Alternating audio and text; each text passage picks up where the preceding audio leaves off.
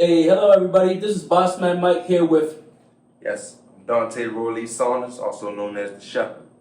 and we're here to talk about metaphysics. We're here to talk about your teachings and all. How you help out the community, and let's get straight into the video.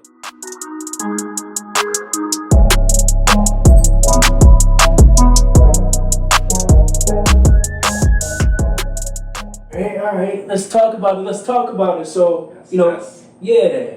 Tell me more about Aunkcestors, .org and all. Like, how'd you come up with the name? What does it like represent for you? Essentially, I tied in we used to say the ancestors, right? The ancestors, this. So I put the Ankh as in the sign, the symbol of the Ankh, if you're familiar with the Ankh symbol. Yes, sir. So I put those together because we are the ancestors, and the ancestors are us. So I just thought it made sense, and so I wanted to put a chain behind it. So it's basically Aunkcestors are us, because it's going to be a chain of stores eventually. You think about it. And I also, on the entertainment side, I have what's called the Aunkcestors, and it's spelled different. Stars.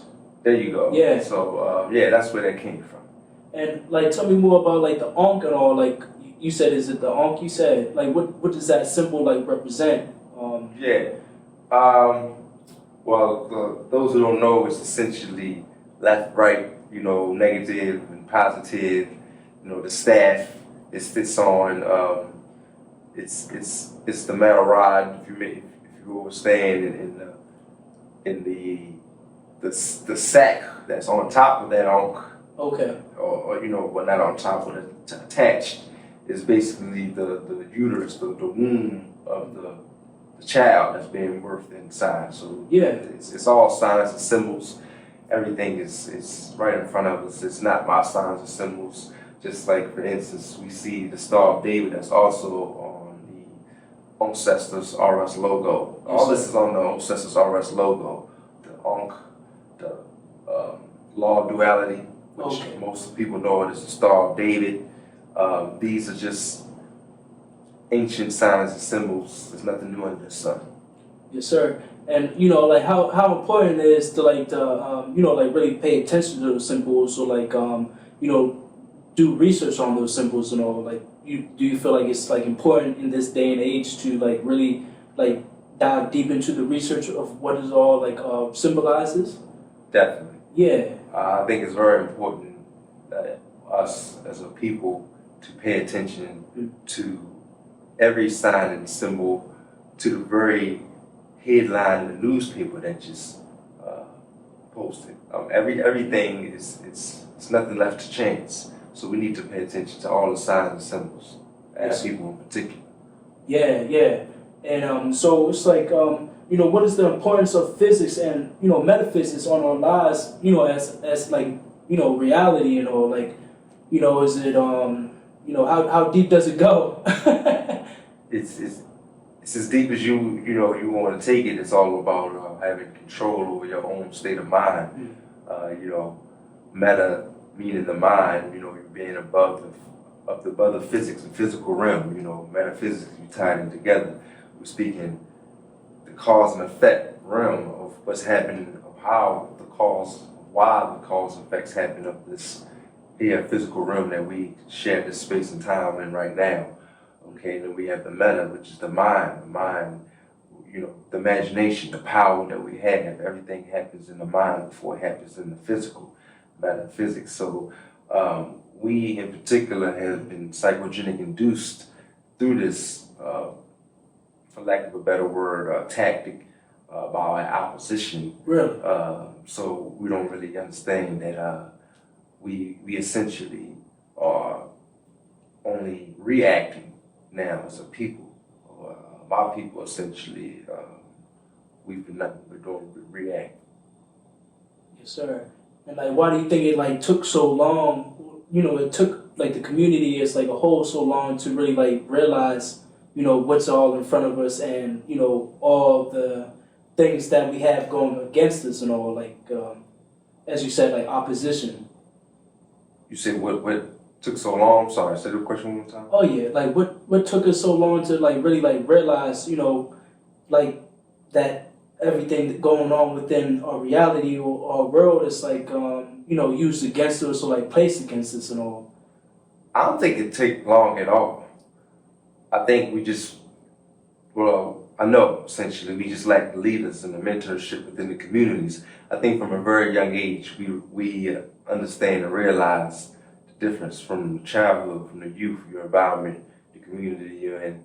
I think we understand as a child the difference. But as a child, you're gonna stay in a child's place and you're not really gonna speak about it. But you know it's very young, at a very young age, we can tell the difference. Yes, sir. And do you? I mean, like how important it is, like right now, to really like you know, go within the community and you know, like do you think we need like more mentors? Do you think we need like more teachers that's like actually you know aware of you know how we affect the community and you know what we put into the community? Do you think that's like needed nowadays? That's a good question. I don't think we're aware as much as we should be. As far as the adults wise, yes, we need to go back to the community. We need to. That's very important. That's basically where I have found my foundation. I feel like the calm and unity. That's the community. Yeah. We must have calm and unity. There's no unity, no community without that. You see, so we need to, those who feel that energy, responsible enough to go back to you know those communities and be those mentor leaders for that generation and paying it forward, and be those ones that wasn't there for us essentially. Yes, sir. And so like you know as you grew up and everything like how was it for you? Like do you feel like growing up and everything, did you have those mentors in your life or like those resources in your life as like a child growing up and all? No, not necessarily, and I'm gonna say that with a grain of salt because I had older figures, adult figures in position to help me out, in position to lead me the right way. Yes. You know, not just me, a bunch of my people who I hung around with, but no one really extended their hand to show us that way. So my father came out and he probably saved our lives of getting us out of that one neighborhood we was in, but it didn't make any difference because it was kind of already instilled. Yeah. So we might have moved into a better neighborhood, but now my energy and a couple of others might have made that, we tore that community up because where we came from already, it was already in us, you know? Yeah. So we didn't have the mentors to say, look, this is the route you go. And I know my family in particular, we have a couple prominent figures who could point us in the right way, you know, but don't really be a man. Okay. And stand in that position as a man, as you see a child coming up and be that mentor for those childs coming up. So I say that to say this, for instance, I got an uncle who I didn't even know was a certified gun instructor. Yeah, at all. Until I was over 21. Yeah. Until I was already got a charge with a gun. Yeah. You get what I'm saying? Yeah. How I got a family member who's certified to instruct, certified to give you courage to steal. The knowledge. How is it? You get what I'm saying? Yeah. So it's we lack the responsibility as a community, as a people, as a culture. So that's why I feel as though it's important for us to get back and be that voice for those the children, the youth, the young adults who coming up, who don't know no better. Yeah, it's like I feel like that's like really important nowadays. Like you know, because they got like the social media going on. They got you know the TikTok, the videos. They got all this stuff. You know, like teaching the community how to, you know, steer the community in the wrong direction. But you know, where it's like the leaders, where it's like the men, the women that's going to be there, you know, for the children, be there for like the young adults, and you know, show them the way. Like, you know, I feel like it kind of like lost that, like you said, that sense of community and everything. Like, I feel like if people realize more of, you know, if we really came together as, you know, as a whole, like we could, you know, the sky's the limit and all, you know. Like, we can go back to the future. Yeah. You feel me?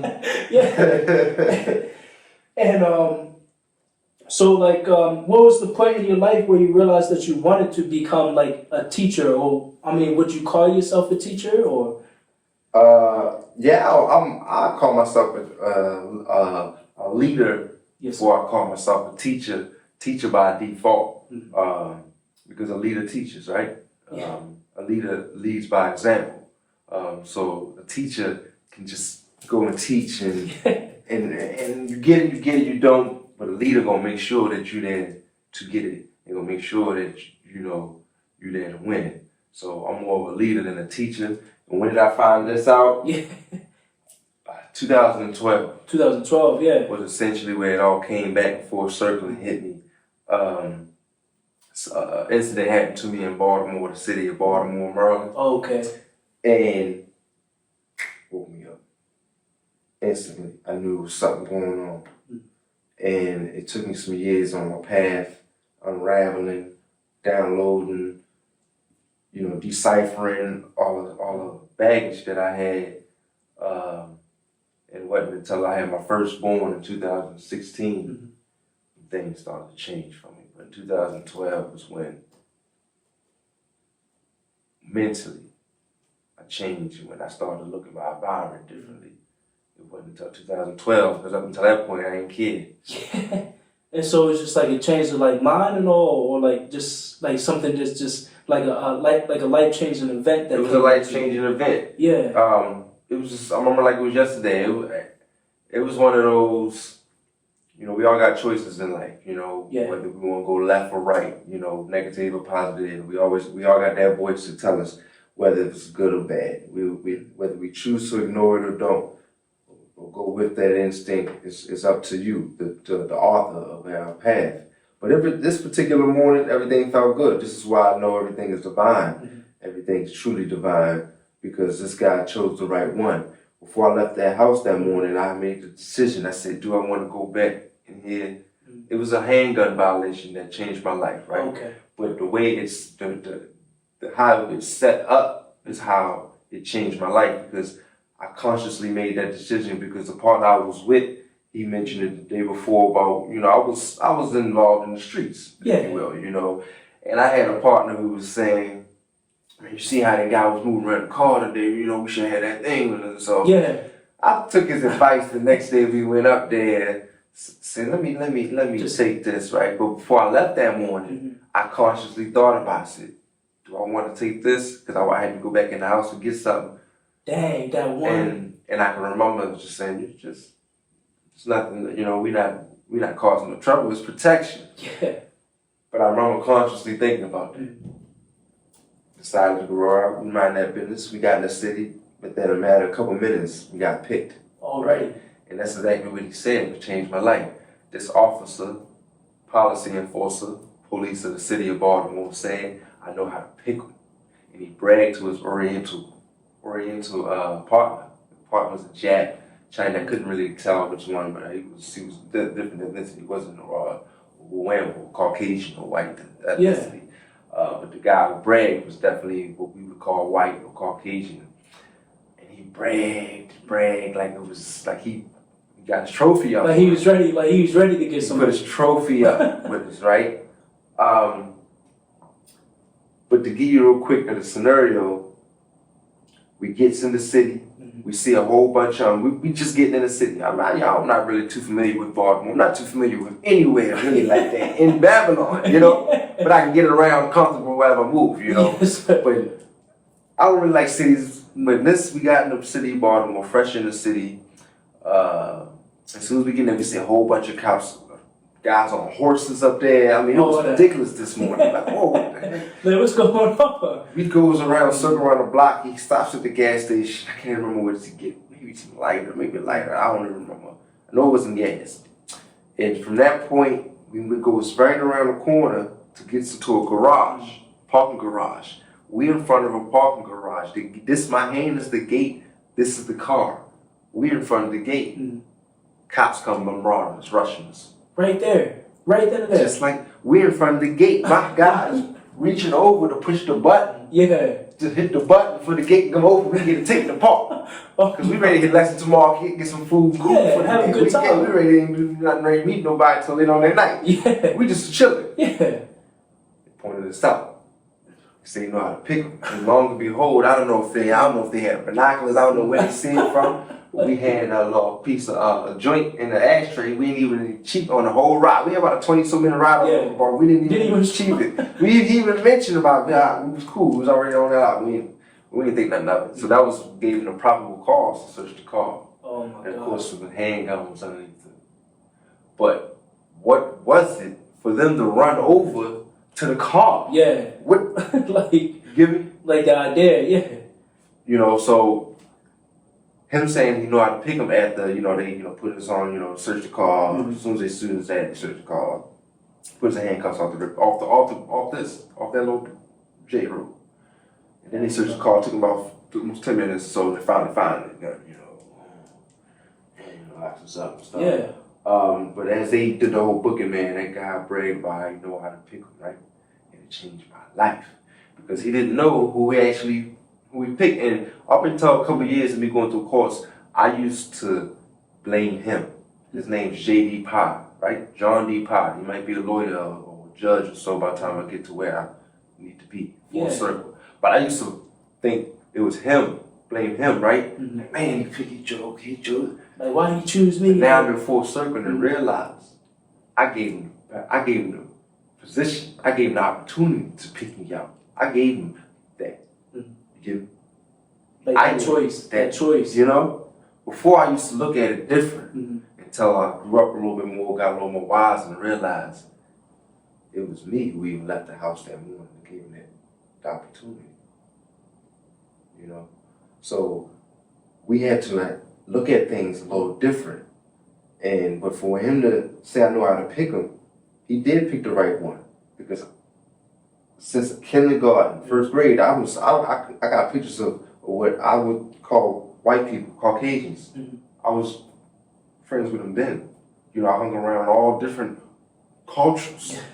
To that point, I was always in the mix. Okay. Here, there. Yeah. I never just was around the blacks or in the hood. Okay, so different. Yeah.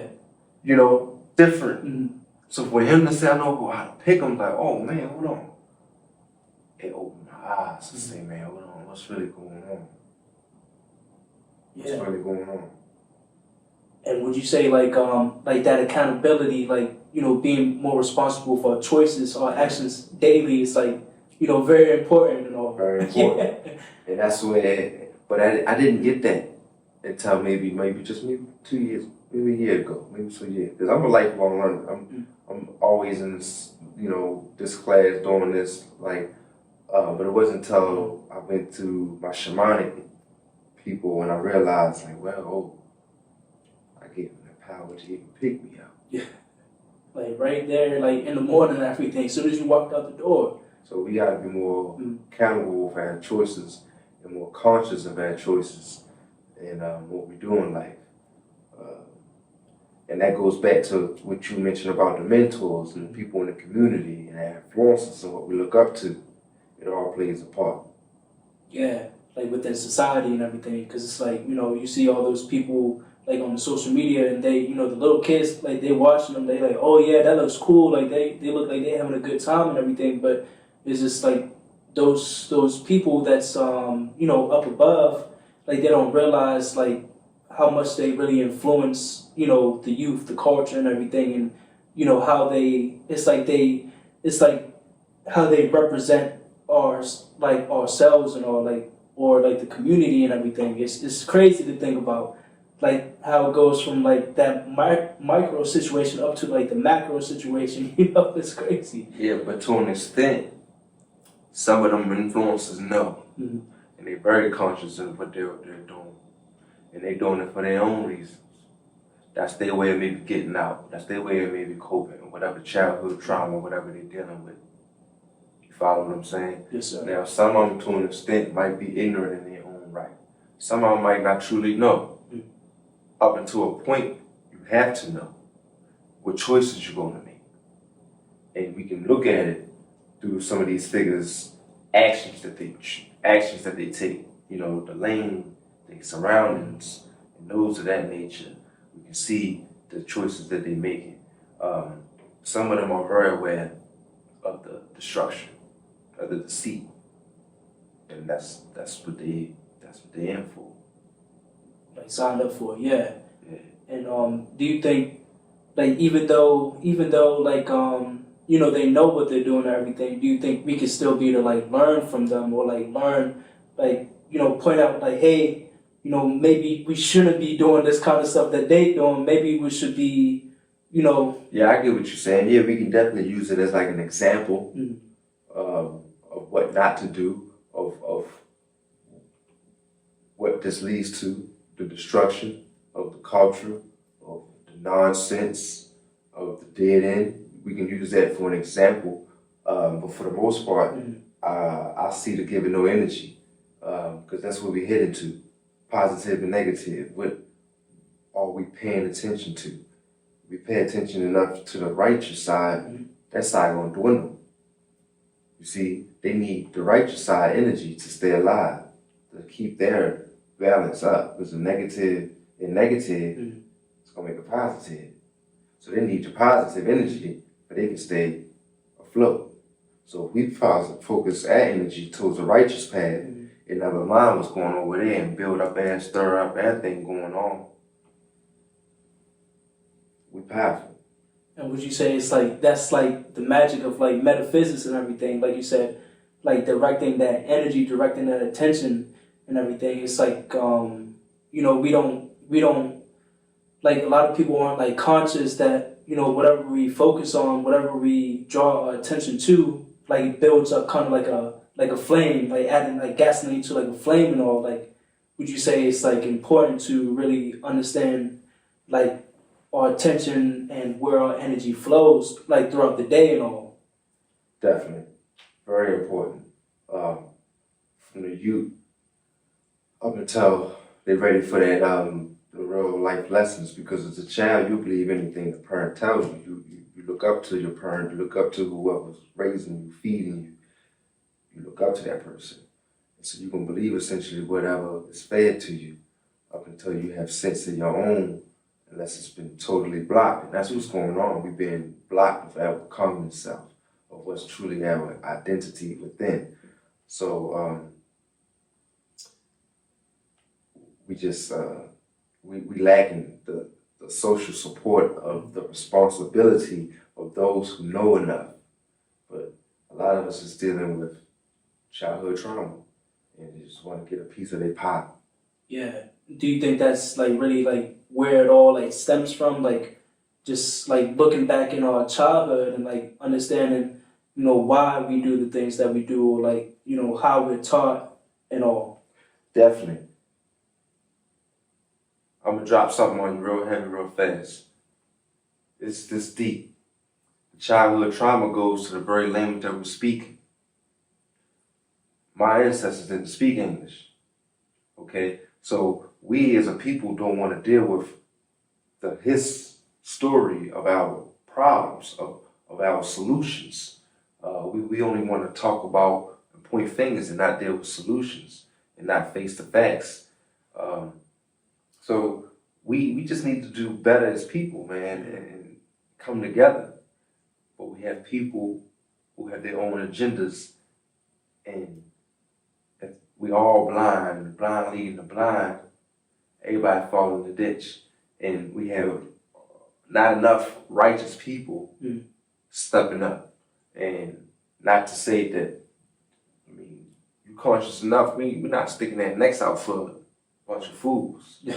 But what I mean is step up in a way is, and when you see somebody doing wrong, you know, and you know someone doing wrong, or that type of energy, but we turn the other cheek, or we do these things, what good are we doing? We're not doing any better either. You just as wicked. So that's what we do. That's what we get. That's what happened to us. We had the good amongst the wicked who knew that the wicked was being wicked, and so that tainted the good and made the good now wicked. Because if the good don't speak about the bad being wicked, and the good know that the bad is wicked, and now the good is bad. Yeah, it's just like a circle and all. It's like, and so we as a generation end up with this poof. We did, and this generation end up with this backfire because we didn't accept the bullet. We wanted to know what's going on. All of us came through the church, one way or another. I don't even have to ask you. I don't even know you outside of where we met to know that you. I know that you somewhere along the line you was a part of the church. If you was a part of the church, whatever denomination it was or is, it came through the church, right? Yes, sir. So how do I know that? See what I'm saying? So we, as in the new generation, as in a new age, had to step up and acknowledge the blasphemy. Really like being more like responsible, like, you know, responsible not only for ourselves, but, you know, responsible for our community, you know, for the community as a whole and all. Yeah. Is what it all like comes down to. Yeah. Essentially, and being unapologetic, not feeling remorseful, or have sorrow for your truth, for your righteousness, for your own soul. And that's what happened to us. We got to a point where we feel we don't even feel obligated to speak up for our own truth anymore. It's for our own right. We just rather get a job, close our mouths, go pay the Lord whatever, and forgive and forget whatever's going on. We don't really want to face the truth, the murder, the man in the murder. Yeah. Now that's like powerful right there. That's powerful because it's like, you know, it's really up to us. Like, it's really up to us at the end of the day, you know. The Aunkcestors. Yeah. And, you know, like, you know, why is it important for the youth to understand the knowledge and the value that you teach and all? Like, why is it important to really, like, do you think it's important to work with the youth right now in this day and age? Very important. And when you mean youth, what age group are you referring to? I say like young adults, like I say like 15 up until like 20-ish. We need them earlier than that. Earlier than that, you said. Yeah. If they're men, if they're young males, yeah. We need the males by the time they're about 9. After they 7 years of cycle, they're ready for another level. By the time we get them to 9 to 15, that's pivotal. That's cream of the crop going on. And then from 15 to 25, they still got some learning to do. Yeah. You know? But we thinking, come we 18, we ready. Ready for the world. Right? And even that parents say, hey, you ready to go? They ready for us to get out too. So they ready for us to move on too, right? But mine ain't even finished developing until you're technically 25. Damn, I'm 18, you telling me I gotta go out for this work, I gotta... So now this child is now forced to the world. Yeah. So it's the cycle repeating itself. You know? And so... For our people. For our people. And so do you think it's like important to really like as a family and everything, like as a unit and everything, to really like learn how to become more like what would you say, like community, like learn how to be more, I guess, like united is the word. Yeah. United in a sense of truly being one. That's what unity means. We're one of many, and it's a tribe. So what I mean by that is, it was once that in certain situations, in certain places, the land that you were on, you knew the tribe, people. So, and when it came to it being installed in the communities, we took it Same thing. From the farmland into the city to communities, we came with that same energy. Mm-hmm. But then something happened along the way where we lost sight of each other. Something happened along the way where now no longer we looked at each other as brothers, Mm-hmm. sisters. Something happened along the way, you know, and I'm saying that repeatedly because it was a strategic tactic that happened along the way. It just wasn't by chance that it just happened. You see, it was once upon a time when we knew where to go and we knew where to not to go. Mm-hmm. Now we don't, because they flipped the script on us, and now they accept all these. They accept our what we pay them in these foreign exchanges publicly, but they still don't accept us privately. We still on the outside don't know what's going on. So, like, can you go like a little bit like more like? Could you help me understand like that you know, that tactic and everything? Like, do you think it just caused like division, or just do you think just thinking about all like the you know, like that monetary value, like it's all like an illusion? Yeah, I guess. bingo. Divide and conquer. Monetary. You know, we're born to win. The soul is rich. So when you wake up, you're supposed to already be in ma'at, right? True bliss in life. You're living for yourself, not for somebody else. You're living in sovereignty for yourself, not for somebody else, right? So that is what they took, the energy of just being one, right? Mm-hmm. Now we wear certain fabrics. We don't even sew our fabrics no more. We don't wear anything that we once used to do. We once had a hold on. So when I say it was a tactic, yes, it was a tactic. Our opposition is very, very organized. You know, and I'm gonna say that again. Our opposition is very, very organized, and they do certain things to deviate our path. And when I say that opposition, they come together in all forms, shapes, and sizes, and they will come together for one common cause, and that's to stop the light. So they might not agree on certain things or what's going on between each other, or whatever might be going on in their politics. But when it comes to the light and us, the light, they agree. They can come in accord on one terms when it comes to controlling. You follow me? Yeah. So our opposition is very, very organized. And so do you think like like the way that it is, it's like all just like a distraction from really like going within ourselves and, you know, figuring out, you know, why are we here? Like what are we here to do? Or like, you know, how can we come together? Do you think like before, like the you know, the clothes like that we wear, like, you know, like the brands that we You asked the right question. Yeah. That's the biggest fear I think they had. So they had to keep putting out these distractions. Because the moment that we figure it out,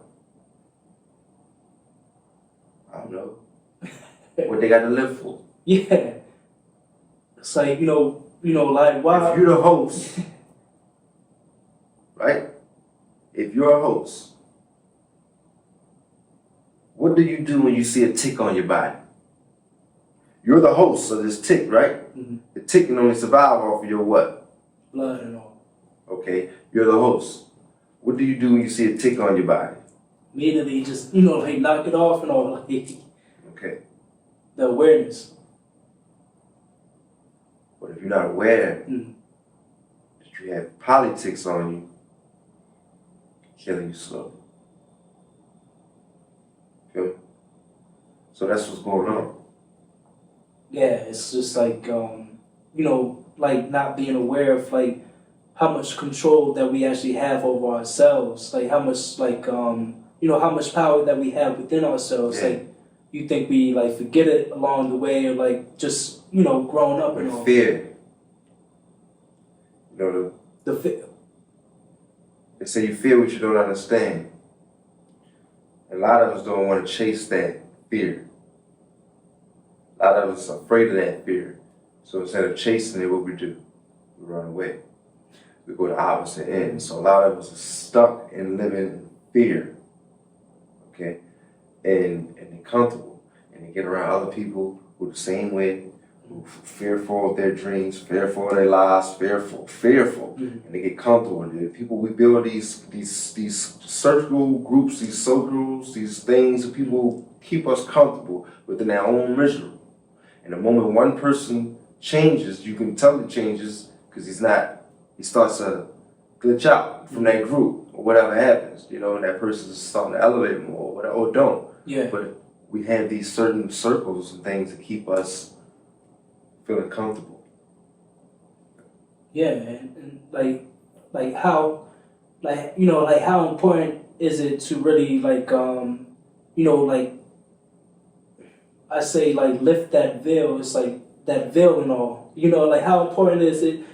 What do you think takes to really lift that veil? What do you think? Real men. Yeah.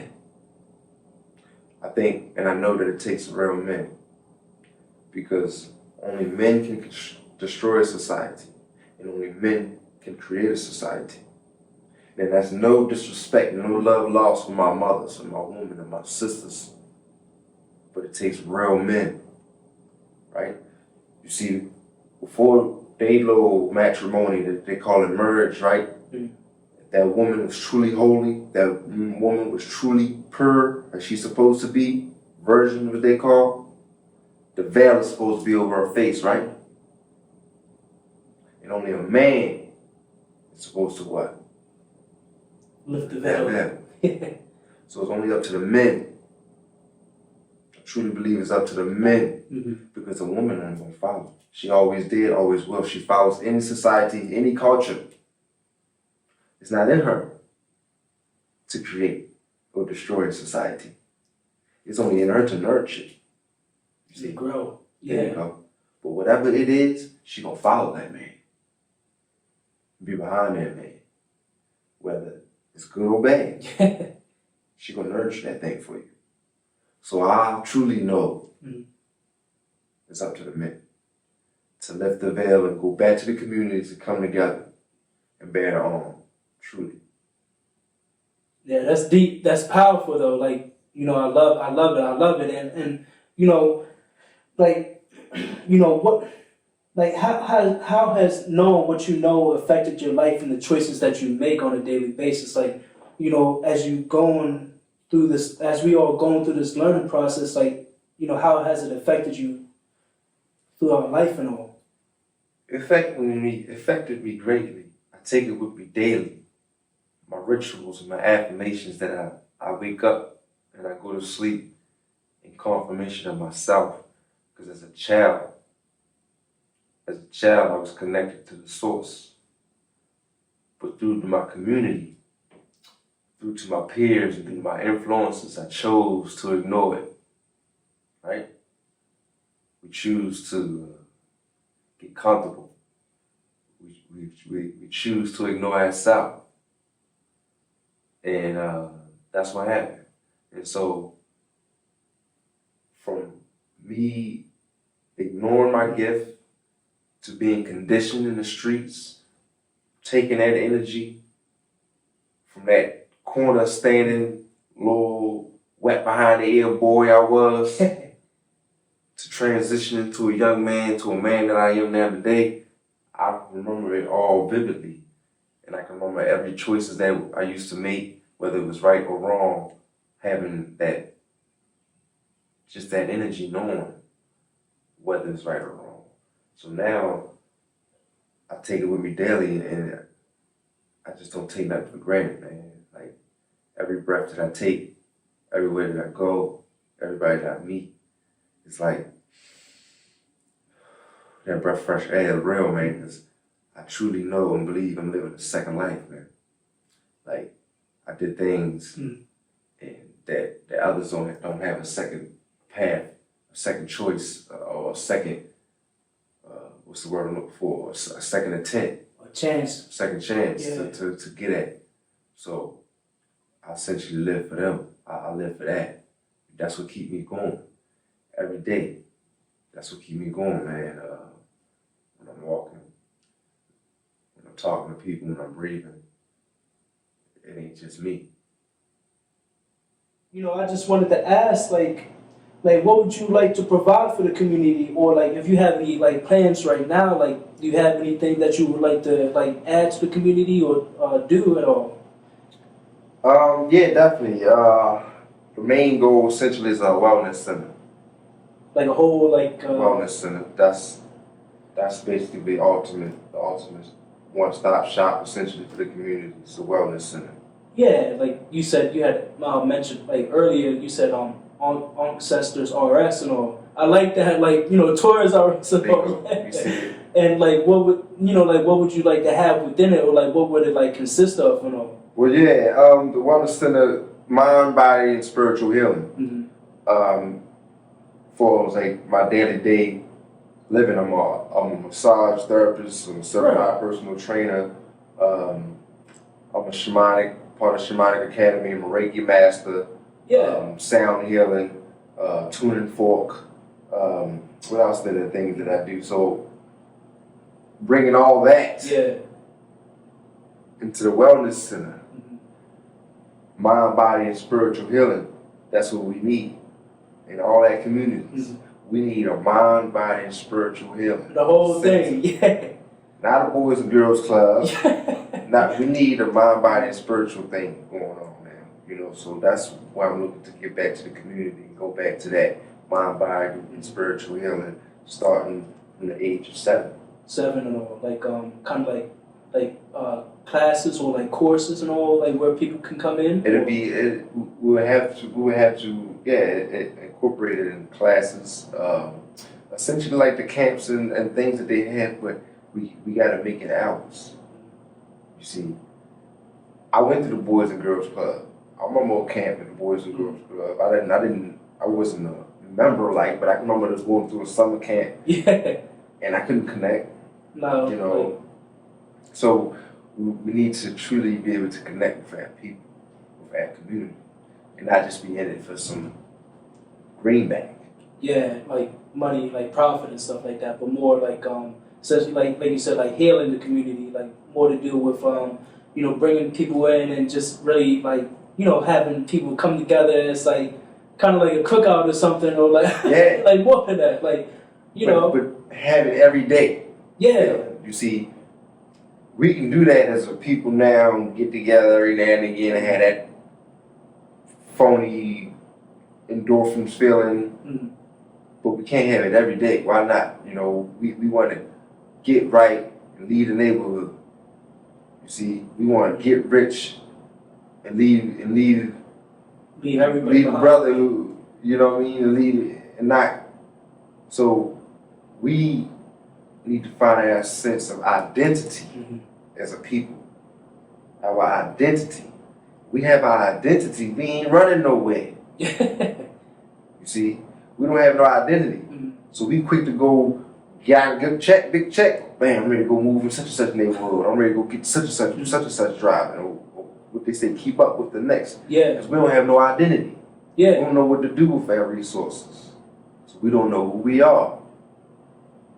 No, I really like how you brought that up and everything, because like just like moment for me, like realizing like like we think every single day, it's like we think about all the new shoes came out, or like all the new clothes came out. Like we always like chasing something. We always like chasing something that's like outside of ourselves. Like we never really figure out what is it within ourselves that make us want to like go from there, go to the clubs, like go get a drink or smoke or something like that. It's like, what are we chasing? What are we really like searching for? Like what are we really like seeking?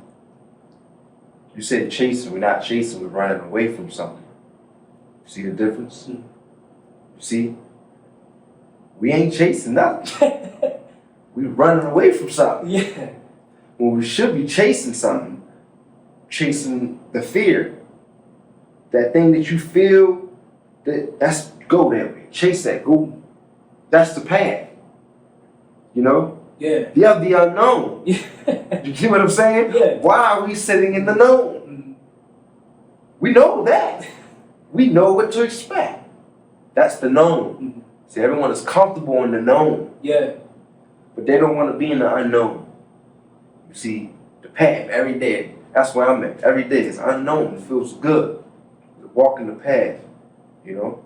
And so do you believe that it's like, you know, very important to like realize like our identity, like realize our path and all, like you know, instead of just being all distracted and stuff, like how can, you know, like how can one be able to like really like sit with themselves and you know, not like be afraid of going within ourselves, like what's stopping us? Like what do you think like stops a person from, you know, going within? First thing came to my mind was peer pressure. Oh yeah. But we have peer pressure because what? We ain't got no men. Because if we got the right amount of men, a father, a mentor, someone, peer pressure doesn't exist automatically. Because you the only pressure you have is that man over your goddamn head that you know what I'm saying? Yeah. So we got peer pressure now instead of parent pressure.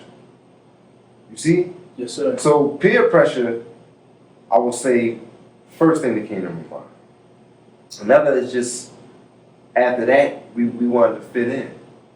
We lose ourselves, so now we want to fit in within this neighborhood. We want to fit in. If we don't fit in, then we're an outcast. So now that means what? We got to pay attention to this teacher who's teaching algebra, who's teaching U.S. history or whatever it is, because now I got to pay more attention because I'm an outcast now. I'm not with the popular crowd, so I got to pay attention and really be psychogenic induced to this indoctrination and not even think for myself anymore. Because now I'm not taught to think for myself anymore because now I've been already excluded from what's supposed to be a popular crowd. So now I can't even, I'm afraid to think for myself now. Yeah. They made me feel some type of way about myself, so now I gotta pay attention to this school teacher. See? So we lost an identity. So now the school teacher say, hey, you learn this, you do this, and that, and the third, you can grow up this, and you learn, so we go to trade school or college, whatever, and that's all we do in the rest of our life, and we stuck with this childhood trauma. See, that professor, whoever, whatever he's teaching, he still got childhood trauma. You see? And if you don't, the ones who don't, you can tell. The way they greet you, the way they speak to you. Yeah. You can see the energy, how they feeling. Because they pass it on to you. It's a good feeling. It ain't a feeling of self-pity. Yeah, like I don't want to be, you know, I don't want to teach these kids and stuff like, Yeah. you know, why am I even here type stuff like that. Yeah. Or anywhere, walks of life. Anywhere. It could be the manager at the goddamn food place. If he feel as though that was his calling, he could be the greatest goddamn manager there. You see? But if he feel as though he got some drama, childhood trauma, he could be one of the worst managers you work with, customer wise or having or employee. He's not going to be an ideal manager. You see, regardless of what position they are, if they not have their identity, self-revelation, knowledge, they're going to be stuck with some childhood trauma because they never was taught these keys to unlock their mind. Yeah, and like, do you think it's like real important for everybody to be able to like realize like their gifts, their natural gifts, abilities, and talents, like, realize like what they really very important. But that's when we go back to the community, and that's when we go back to the school, the leaders. You see, because the students, the youth, they telling us who they are from the beginning. Their gifts, their natural abilities. We can see it from the 5, 6, 7, 8, 9 years of age. They start to be more and more in tune to this, starting to care less about this. They're showing us their gifts early on. But yet, there's an agenda. For one, they say no child left behind. Okay. That means you definitely going to be left behind. Yeah. You see? And another is, we don't care about what your gift is. You in a public school too? Oh, put that gift in the back, unless you got a basketball or football or some ball. If it ain't one of those gifts, your only gift is to pay attention. You just do what you're told. Just do what you're told. Yeah, just, you're going to do this, like you said, yeah. But do you remember that? How often do you remember hearing that word growing up from elementary to middle school? Pay attention. Basically, like every single day. You see?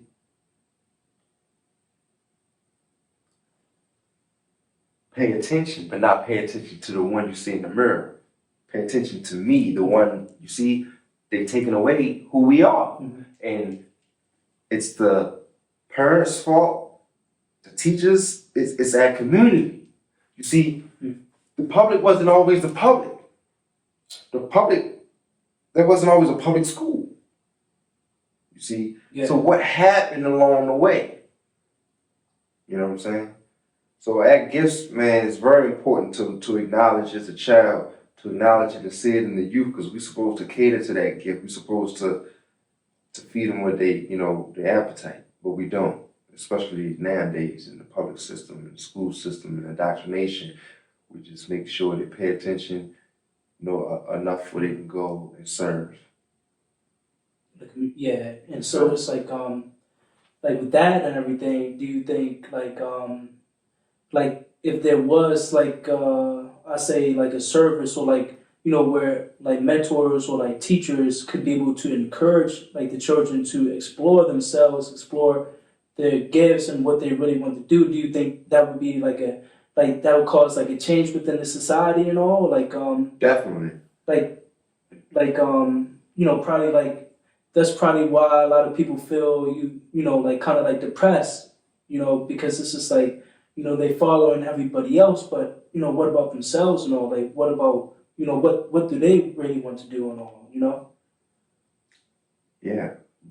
So what's your question? Oh, I'd say do you think it's important to have those mentors, those teachers within growing up? Yeah, but not just anybody. They gotta be checked out now. Because now we might have someone who's in a position to be a teacher, but they dealing with something. And they passing on that wrong energy. And we had to have people in position where they truly certified and they truly ready for this. And I say that with a grain of salt, because it takes men to raise boys to men. You can't have a grown adult boy trying to raise boys to men. You get what I'm saying? So we need, first of all, the right people in position, the right men in position. And we have far too many of the wrong men in position for the wrong reasons. You see, I'm good in the hood. I'm good wherever I go. I'm good around my people. Yeah. But we have a sense of how people don't really truly, unless we're gonna get a gain from it, people don't want to help our people out. If we ain't gaining, if bad people ain't gaining, they're not trying to help. And that's the mentality thing. You see, I'm rich even if I'm in the hood. Yeah. Even if I'm in the project, we good, baby. You know what I'm saying? That's the mentality we supposed to have. We gonna go out in this hood. Matter of fact, it's a strategic thing happening, man. And for the ones who was placed in those hoods and those projects and never questioned how and why they were placed there, they're gonna always be in that position. You see, I come from a family who never had no ties with essentially the projects or slavery or that sense. On my father's side, that's where my middle name, as I mentioned in the beginning, comes from. Now my mom's side, out in Maryland, descendants of slaves, totally lost of identity. Yeah. So I am a product of both sides, and I was able to witness both sides. Yeah. And so, with that and everything, with growing up and all, it's just how can we be able to come together and how can we be able to come together as a community? What do you think would be some good ideas or suggestions and all? Live music. You know, that's one of the first things we can get through as far as the community, find, you know, local musicians, people who play music in the community, get them, you know, involved, get people out, get the leaders involved, start trying like that, start reaching to the single parents, the mothers out there who have children, have them to come to these events, and that's how we have started getting the ball rolling, starting from the root.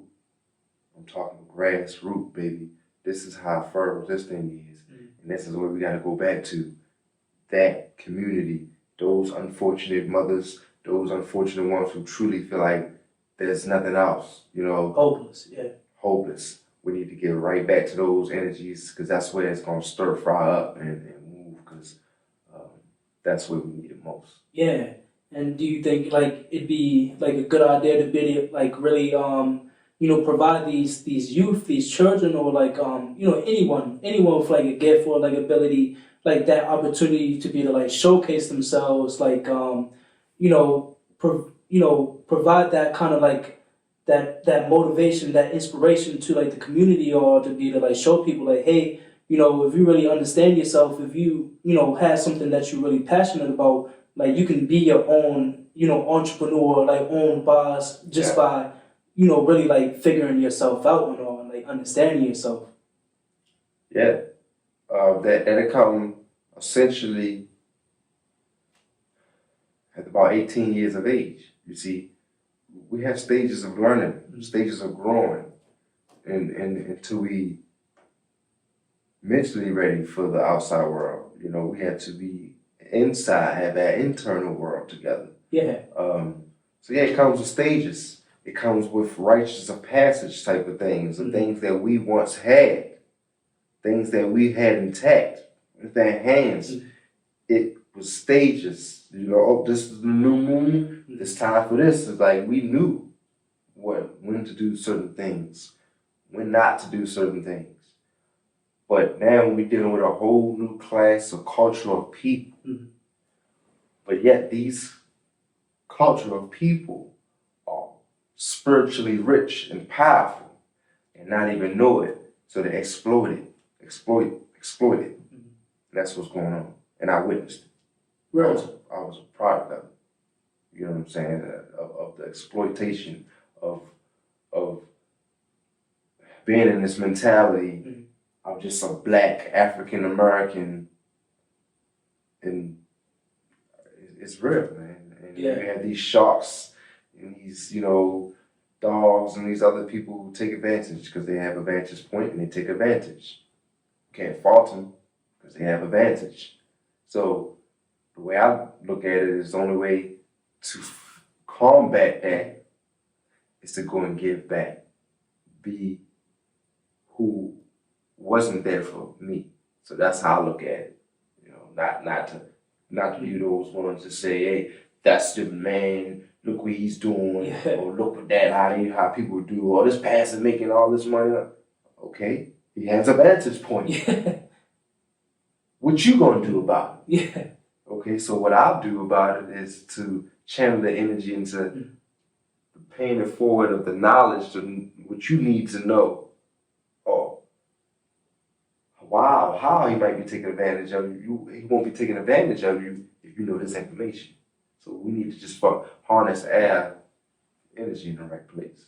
Yes, sir. And that's amazing. That's amazing and everything. And I like, your whole organization, Aunkcestors, like that's what it all ties back into, is just, providing that knowledge, providing that awareness to people to be able to really be like, wow, I can get myself together. Like there is hope. Like I don't have to fear anything. Like, just being able to work with you and just being able to to receive the knowledge that you teach and you guide and all too, and I think that's really powerful. Like you said, giving back and everything, realizing if we take the right action, if we put in the right energy and the intention into the right intentions and everything, we have that power, that action to really bring people up, lift people up, and grow the community back to how it was like back in the day, but kind of like in a new age sense, but like Yeah, man.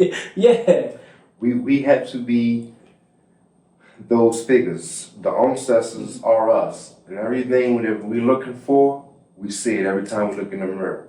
So we just have to acknowledge that and take responsibility and accountability and face the facts, man. It's no one here but you and me. There's no one here but us to save. We gotta save ourselves.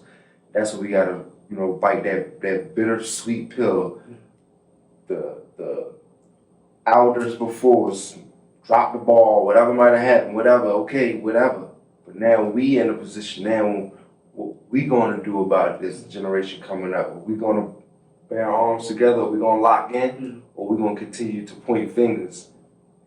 Or we're gonna truly lock in with one another and make some change happen. That's where I'm at.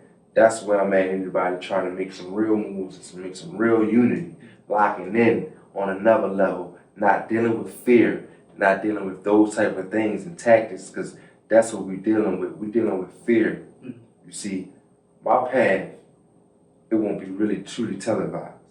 You see, I can remember as a youth, they used to say, what? The revolution would not be televised.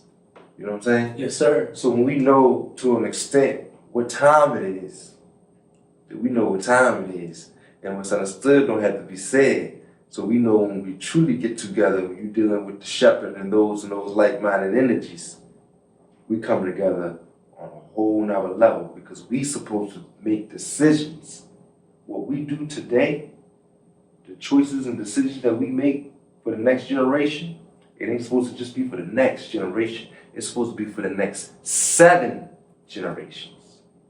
You see, that's how far we are behind the pole. We don't just think one generation. We hardly think about ourselves anymore. Every day, So that's where we at.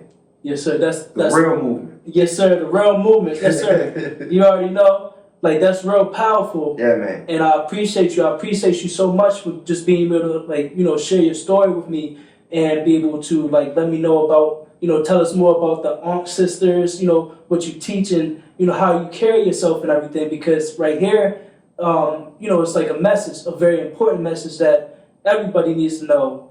And right here, it's like, amazing how, we can be able to come together as, like a unit, as a community, and really, share this message with all the people that really need to learn and understand, and, understand that we can come together, that we can, be able to work together, and, we have the power to, build up the community and build up ourselves as, like I said, a community and all. Yeah. That's awesome. Thank you so much. Yeah, man. Thank you. Yes, sir. And I just have one more question if you wouldn't mind at all. I just wanted to ask about, the key to your aura, the book that you had written, like your first volume, and, what can we expect from volume number 2 and all? Volume number 2. Yes, sir. It's sweet and simple. Volume number 2 is going to be charity based. So volume number 2 is going to always be given away. That's just one of those things I feel like it's going to be necessary, because got about 3, 4, 5 other volumes to put together. Yeah. So volume 2 is going to be given away. Which of course you want to get volume 1 to unravel your layers, to get some understanding and overstanding. But the key to the aura, it's what you asked me? What is within the key to the aura? Yeah. So what's within it is the content. Yeah. I'm unlocking your mind from your parametric constrictive borders. Okay. So we have these mechanisms around us, our minds locked down. We can't get past certain levels, certain layers. We can't get past certain groups, certain people. Why is these things? So I'm explaining, deciphering this whole new world, okay, for you to open up your mind, to tap into your highest self, separate your higher self from your lower self, for you to be able to see the difference and acknowledge your shadow self that always going to be with you if you don't know the two. So it's truly unlocking where people go to schools to learn so much, spend all this money on. Yeah. It's truly was automatic writing. Those who are familiar with that. I'm part of the Shamanic Academy, so I'm truly tapped in. So it's you won't be disappointed, but it's definitely connecting the dots, the aura, because you have an aura field surrounding your embodiment right now. I can't remember this doctor name right now, but there's a doctor in there in Babylon who actually have photographic pictures of your aura. Okay, real life pictures. Yeah, and I didn't even know this when I was writing this book. I didn't even know that you can see the aura for picture. I didn't even know that. It just me just saying, right, kilo aura. I just came to me, but yeah, it came to you like so you can actually see the aura with this special lens that they have. So the aura, we have our aura surrounded, you know. So I'm just deciphering the energy, man. It's just it's great. Yes, sir. So I appreciate it. Yeah, and like where can we, where can the viewers, even I, like, where can we find you at, or like you have like social medias at all, like how can we get in, touch with you and all? Yeah, you can follow me. I do have Instagram now as of this year, 2023. We started that winter. The Instagram is, if I can remember, it's Healing 101. No, Massage Healing at 101. I'm gonna double check for you. Oh yeah. Also, Aunkcestors.org. You can always find a book on there. That's AUNKCESTORS.org. Aunkcestors.org. You can find a book. Of course, the second one will be free. Just send us an email. We're gonna.